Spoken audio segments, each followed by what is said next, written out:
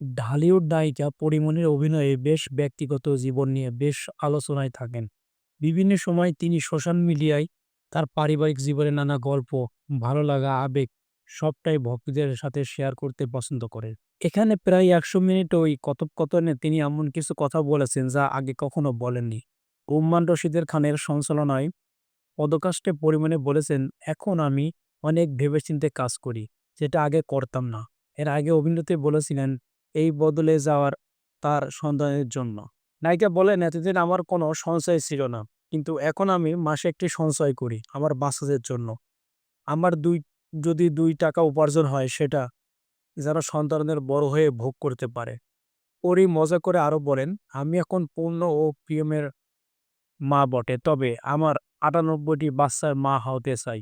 মোট ১০০ টি বাচ্চার মা হয়ে ওদের দেখভাল করতে চাই। আল্লাহ যাতে আমাদের এই সন্তানদের মানুষের মতো মানুষ করার জন্য বড়লোক করতে পারে। কারণ এই যুগের সন্তানদের বড় করার জন্য অনেক বেশি অর্থের প্রয়োজন। ব্যক্তি ও পরিমণি বা নায়িকা পরিমণি অনেক ক্ষেত্রে ব্যর্থ হতে পারে। তবে মা হিসেবে আমি নিজেকে কখনো ব্যর্থ হতে।" কথার ফাঁকে অভিনেত্রী জানান, সিনেমার অভিনয়ের আগে তিনি নাচের স্কুলে ভর্তি হয়েছিলেন। তবে সেখানে গুণী নৃত্যশিল্পী সাদিয়া ইসলাম মৌকে দেখে মুগ্ধ হয়ে রীতিমতো পালিয়ে গিয়ে আর স্কুলে ফিরে যাননি।